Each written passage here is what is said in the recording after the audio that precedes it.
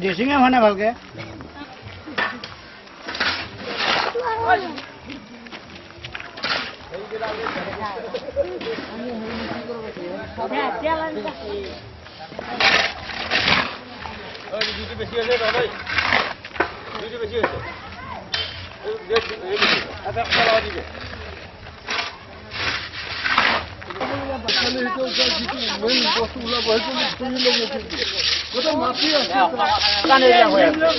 আপোনালোকে নহয় নিশ্চয় চৰকাৰৰ দৰমহা খাই আছে।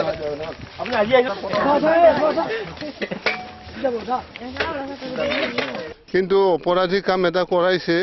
এই সৰু সৰু 12 বছৰ 10 বছৰ ল'ৰাক হাজিৰা কৰোৱাটো সেইটো বৰ অপৰাধী। গণতান্ত্ৰিক যুগত এইটো তেনেকুৱা নহয়। তেওঁলোকেনো কি জানে? তেওঁ আহিছে 100 টকা হাজিৰা বুলি কৈছে, কি জানি 100 টকা দিছে কি নাই কি তাৰ বা কি কথা আছে।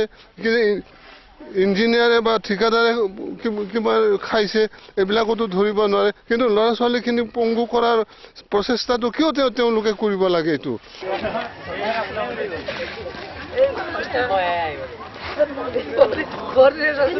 এইফালে দেখাবি জেঙা, এইফালে দেখা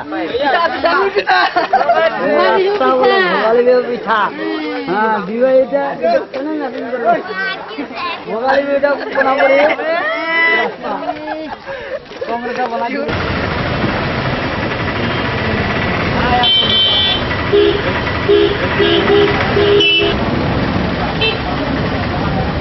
কি ভুগিব কি পাব?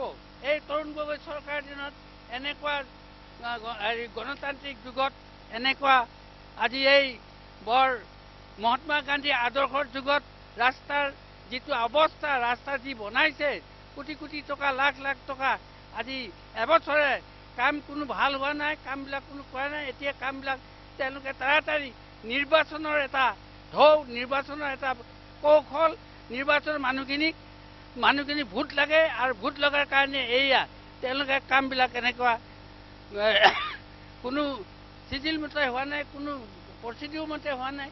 গতিকে আমি সঁচাকৈ আপত্তি কৰিছোঁ। আৰু এনেকুৱা কাম হ'লে দেশত কি উন্নতি হ'ব তাকে চাওক ৰাইজসকল, তাকে চাওক আজি চৰকাৰেও কি ভাবি কৰিছে। গতিকে